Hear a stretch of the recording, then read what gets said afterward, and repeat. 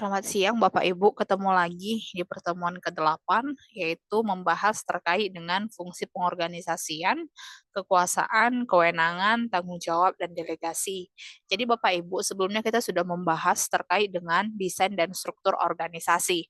Ya, maka di sini kita akan membahas terkait dengan bagaimana sebenarnya fungsi pengorganisasian itu dilakukan dengan adanya kekuasaan, kewenangan, dan setelah pemberian kekuasaan dan kewenangan itu ada rasa tanggung jawab yang harus diemban oleh seorang manajer ataupun pimpinan, dan juga ketika dia yang namanya mengalami suatu situasi, dia dapat melakukan yang namanya delegasi.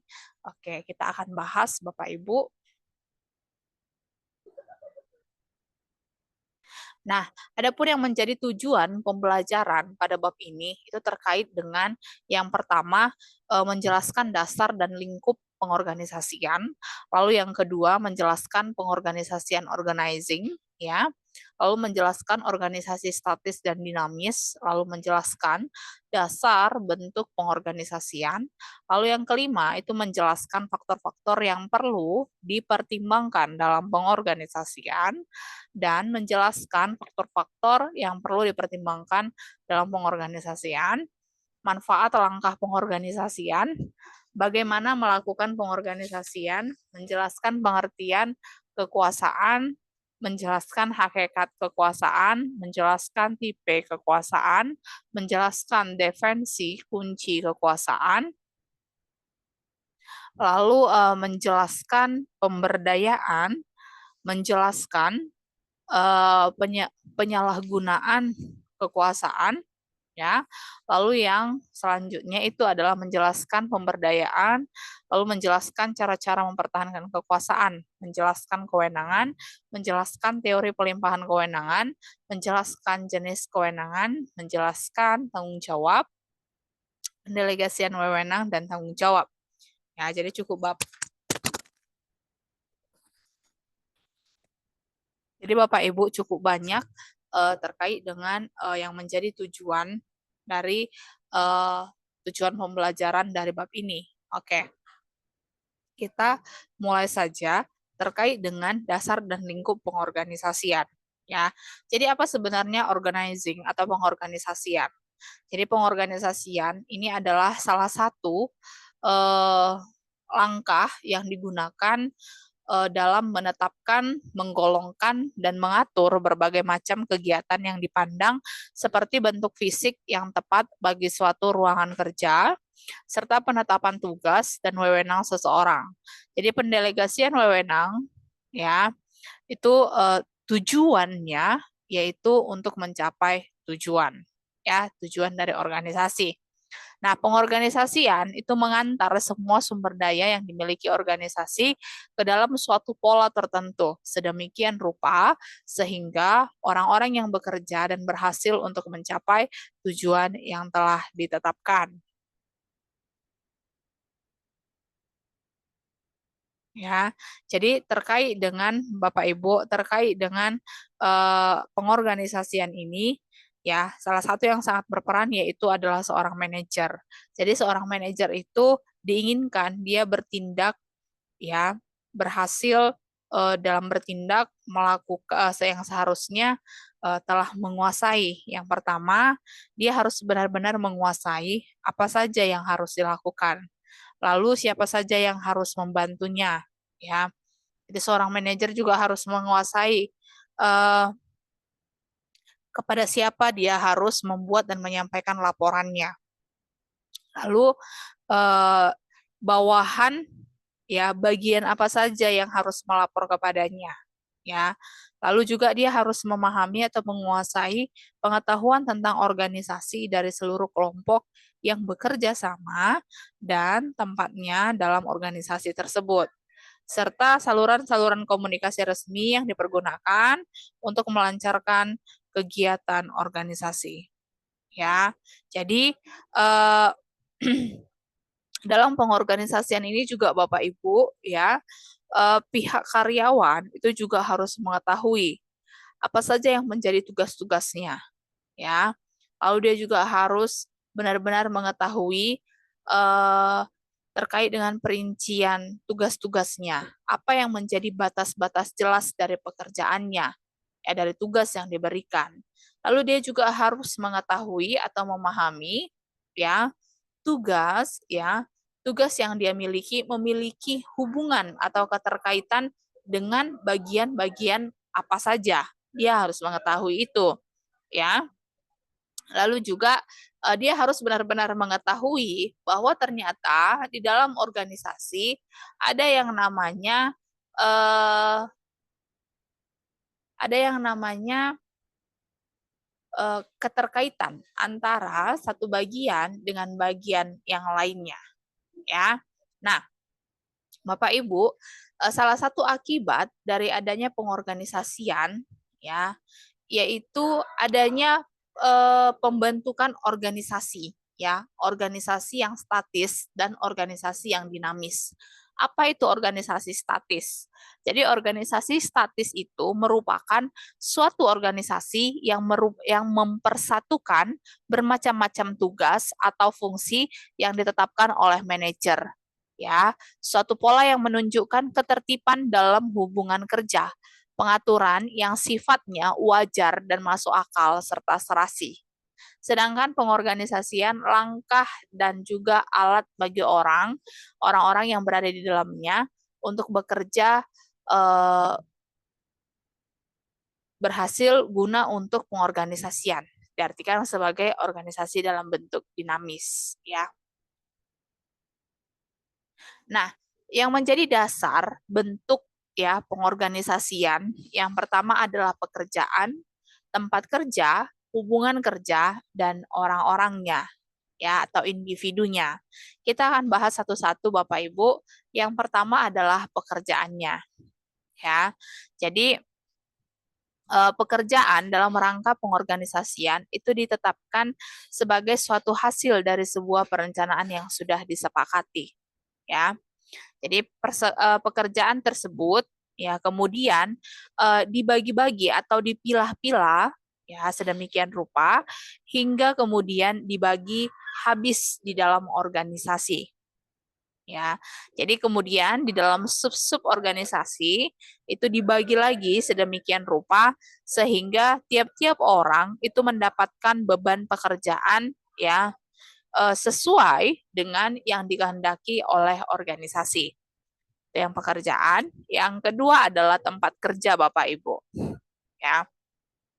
Pekerjaan yang hendak dilaksanakan itu memerlukan tempat kerja. Jadi tempat kerja itu meliputi alat dan ruangan fisik yang perlu bagi karyawan untuk melaksanakan pekerjaannya ya.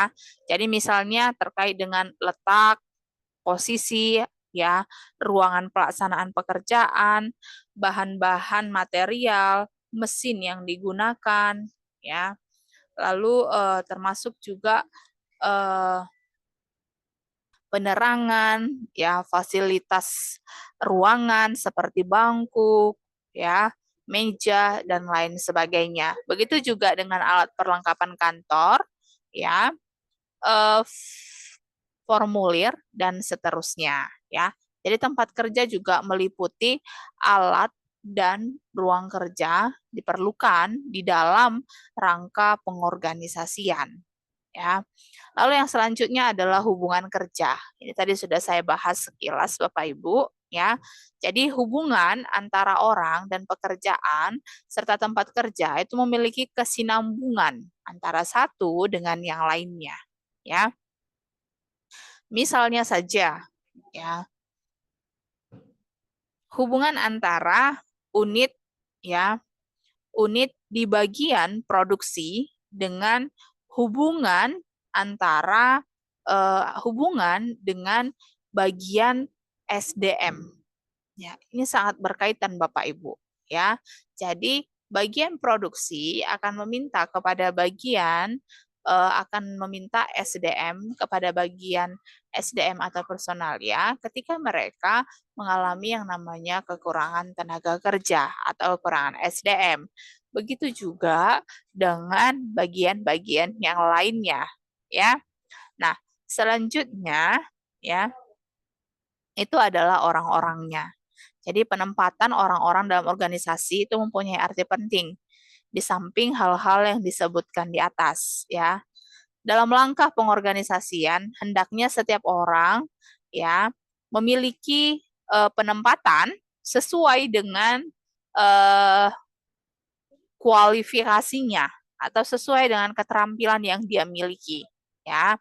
Jadi dengan pekerjaan dan tempat kerja yang jelas termasuk juga terkait dengan tugas, wewenang dan tanggung jawabnya, ya.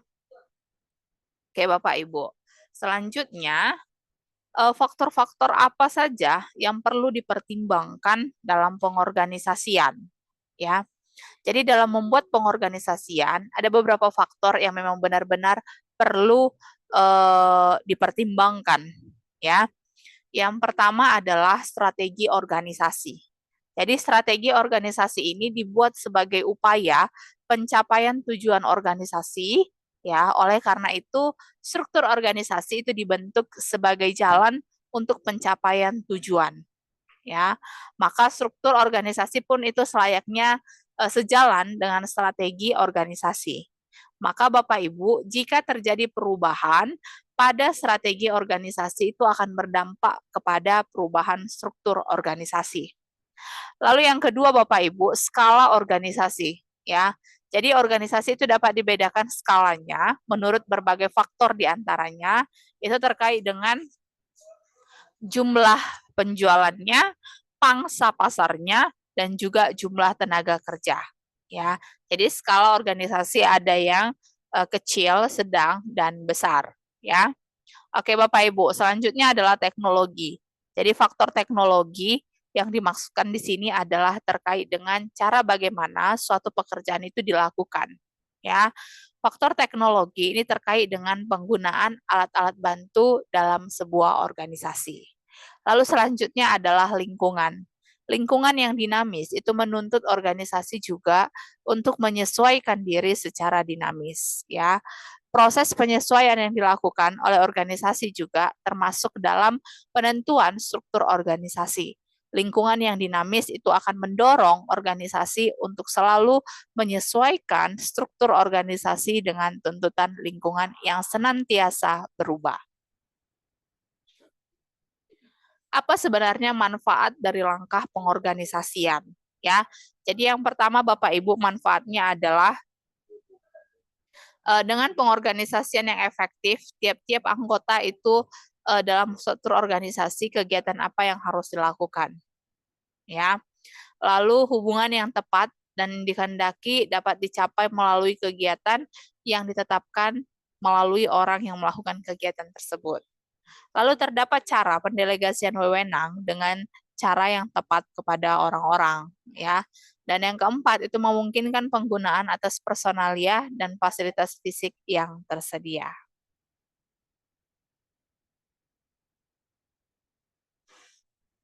Ya. Oke Bapak Ibu. Sekarang pertanyaannya, bagaimana melakukan pengorganisasian? Ya. Jadi ada beberapa langkah yang harus kita lakukan untuk melakukan yang namanya pengorganisasian. Yang pertama, yaitu kita harus mengetahui tujuan, ya. Nah, jadi tujuan itu perlu dan memang harus terlebih dahulu disusun atau bahkan direncanakan. Jadi dengan demikian kita tahu apa yang menjadi tujuan kita, ya. Dengan tujuan itu kita dapat membuat bagaimana kita sebenarnya sebaiknya membuat pengorganisasian, ya. Lalu yang kedua terkait dengan membagi habis pekerjaan dalam kegiatan-kegiatan bagian. Jadi Bapak Ibu, setelah tadi kita mengetahui tujuan, lalu kita akan membuat yang namanya pekerjaan-pekerjaan yang ada di dalam organisasi kita. Lalu kita akan membaginya ke dalam beberapa bagian. Lalu setelah itu, kita menggolongkan kegiatan ke dalam satuan yang praktis. Nah, yang selanjutnya itu adalah menentukan kewajiban yang harus dilakukan dan menentukan menyediakan alat-alat serta tempat ruang fisik yang diperlukan, ya.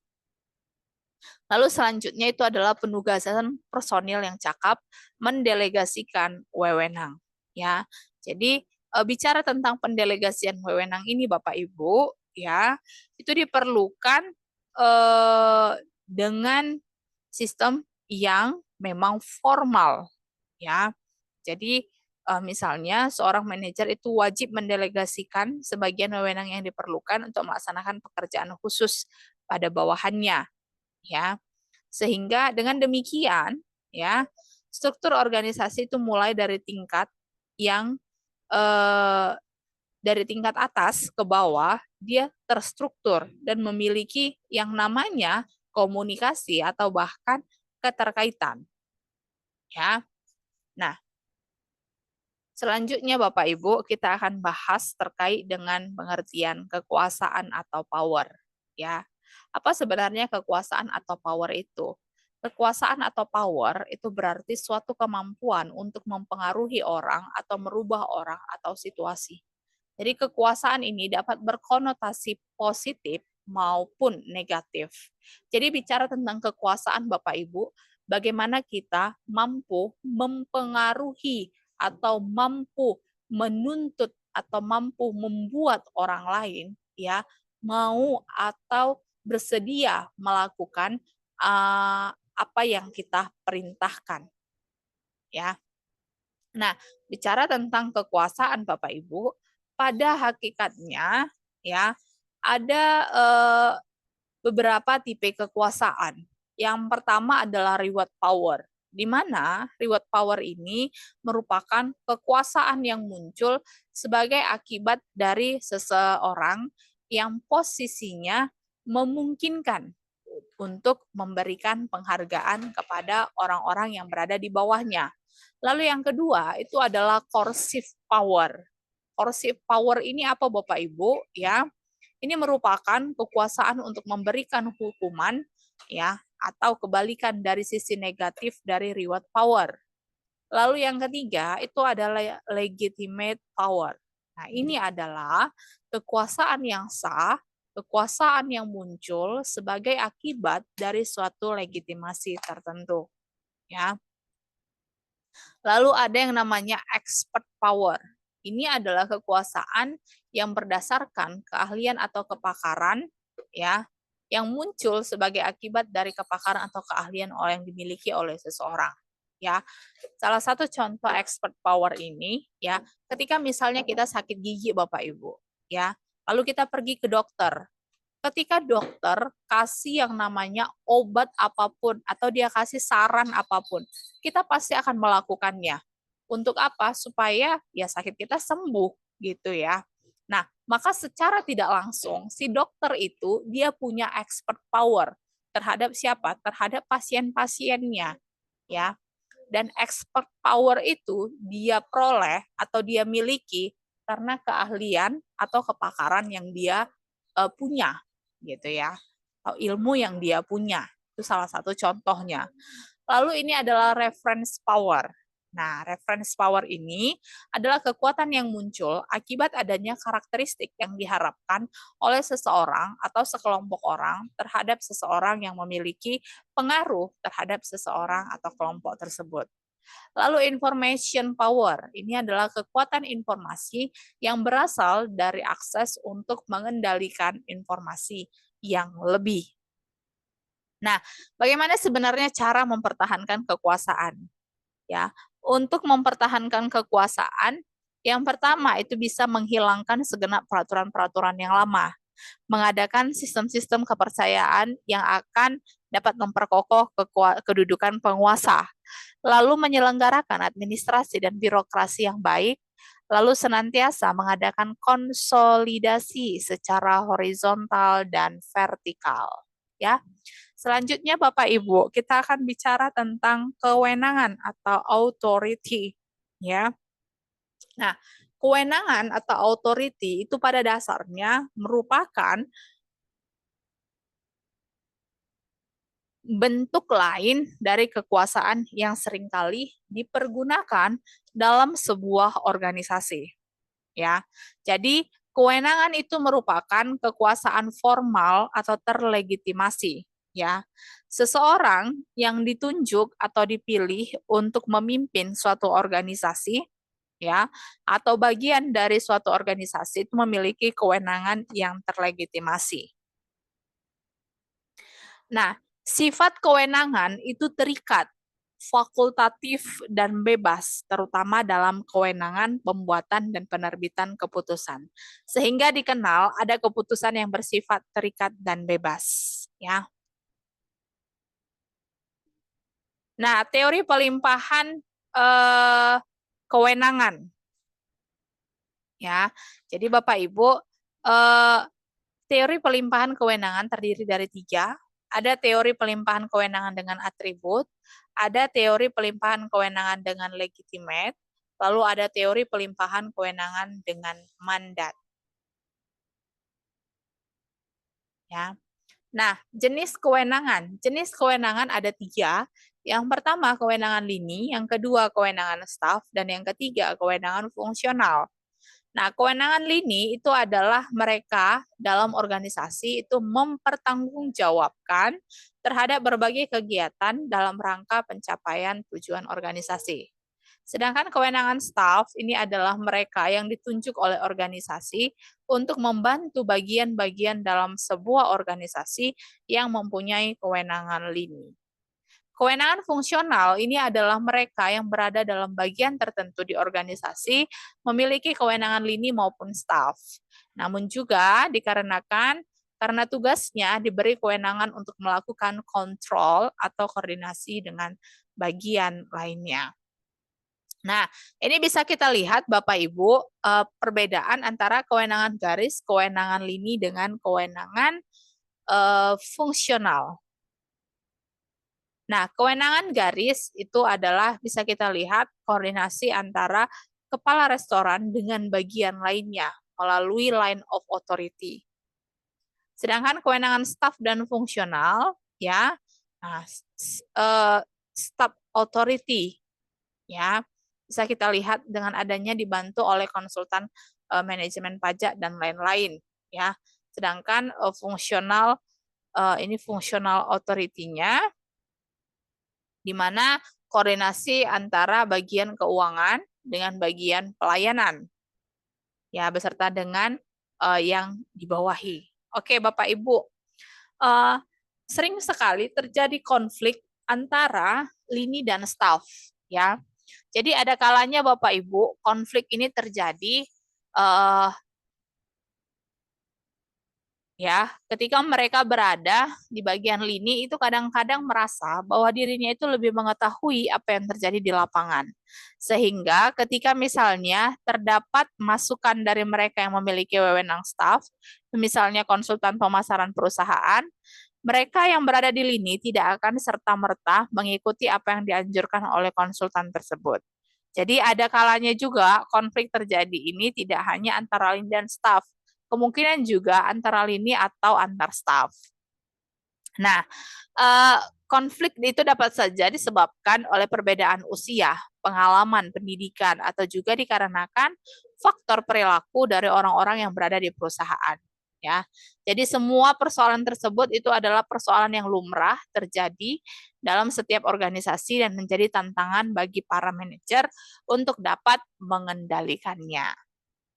Nah, bicara tentang tanggung jawab Bapak Ibu, ya, kewenangan dan tanggung jawab itu adalah manajer yang diberi wewenang menyadari terdapat tanggung jawab dalam setiap wewenang yang dimiliki dan dalam menjalankan tanggung jawab tersebut.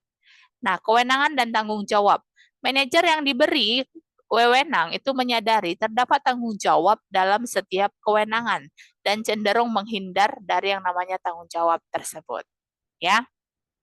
Nah, di sini kita akan membahas terkait dengan pelimpahan wewenang. Ya, pelimpahan wewenang itu adalah proses pengalihan tugas kepada orang lain yang sah atau terlegitimasi menurut mekanisme tertentu dalam organisasi. Jadi dalam melakukan berbagai aktivitas yang ditujukan itu untuk pencapaian tujuan organisasi yang jika tidak dilimpahkan itu akan menghambat proses pencapaian tujuan tersebut. Nah, bagaimana sebenarnya manfaat dari wewenang?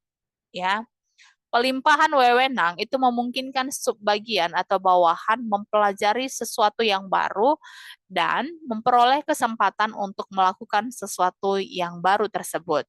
Ya, lalu pelimpahan wewenang itu juga dapat mendorong tercapainya keputusan yang lebih baik dalam berbagai hal, Lalu yang ketiga, penyelesaian pekerjaan akan dapat dilakukan dengan lebih cepat sekiranya pelimpahan wewenang tersebut itu berjalan sebagaimana mestinya dan diberikan kepada orang yang bertanggung jawab. Nah, ada beberapa kendala dalam pelimpahan wewenang, Bapak Ibu, ya. Yang pertama, kapasitas staf yang terbatas, kurang bertanggung jawabnya atasan akibat pelimpahan wewenang. Nah, kunci pelimpahan wewenang agar efektif yaitu kepercayaan atasan kepada bawahan, komunikasi terbuka antara atasan dengan bawahan, lalu kemampuan manajer dalam memahami tujuan organisasi, tujuan pekerjaan, dan kemampuan bawahan. Nah, tindakan agar pendelegasian wewenang agar efektif, caranya menentukan hal-hal yang dapat didelegasikan. Jadi tidak semua hal itu dapat didelegasikan atau dilimpahkan kepada orang lain ya Bapak Ibu. Nah, lalu yang kedua, penentuan orang yang layak untuk menerima delegasi. Lalu menyediakan sumber daya yang dibutuhkan, pelimpah tugas yang akan diberikan, lalu adanya intervensi pada saat yang diperlukan.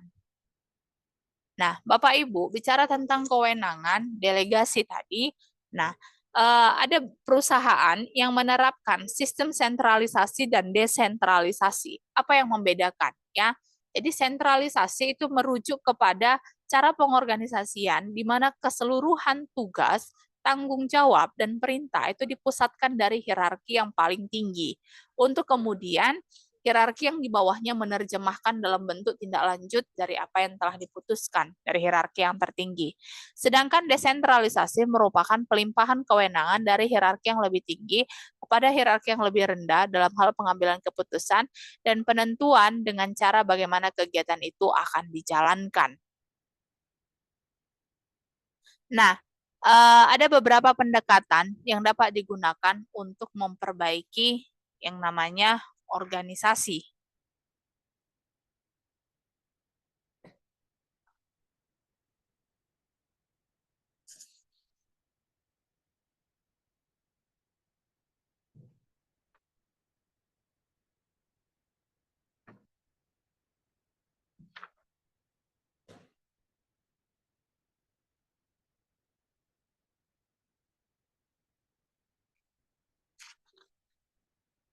Ya. Yang pertama adalah packet approach, lalu ada means and resource approach, lalu ada informant approach, lalu ada comparison, lalu ada ideal dan ada kuantitatif, ya. Oke, yang pertama ini adalah pendekatan ini yang pertama, ya. Itu ada terkait dengan menganalisis organisasi, apakah ada penyimpangan yang melebihi ukuran dari suatu organisasi yang berhasil guna efektif sebagaimana diharuskan. Lalu yang kedua, ini adalah mean and results. Ini adalah pendekatan terkait dengan menganalisis bagaimana organisasi ini dapat mempertahankan kelangsungan hidupnya dan bagaimana cara agar dia mampu mencapai tujuannya. Ya. Lalu ada informal, yang terkait dengan pendekatan ini dimaksudkan untuk mengetahui kemungkinan-kemungkinan yang ada di wilayah kegiatan yang tidak terjangkau oleh upaya penyempurnaan. Dan yang keempat, ini adalah dengan cara membandingkan organisasi tersebut dengan organisasi serupa dengan sikap yang sadar dan hati-hati sehingga terjaga bahwa cara pembandingan tersebut dapat dipercaya keabsahannya. Lalu yang kelima, ini adalah ideal approach. Ini adalah menyajikan suatu bentuk organisasi yang ideal dengan persyaratan yang diasumsikan. Jadi organisasi tersebut belum ada, tetapi sudah digagaskan dan dibuatkan modelnya dengan persyaratan-persyaratan untuk menentukan bentuk organisasi ya atau model organisasi tersebut. Nah, lalu ada quantitative approach. Ini adalah pendekatan yang menggunakan cara dengan mengukur jumlah angka ya terhadap orang dan barang yang diperlukan bagi suatu organisasi yang berhasil digunakan ya.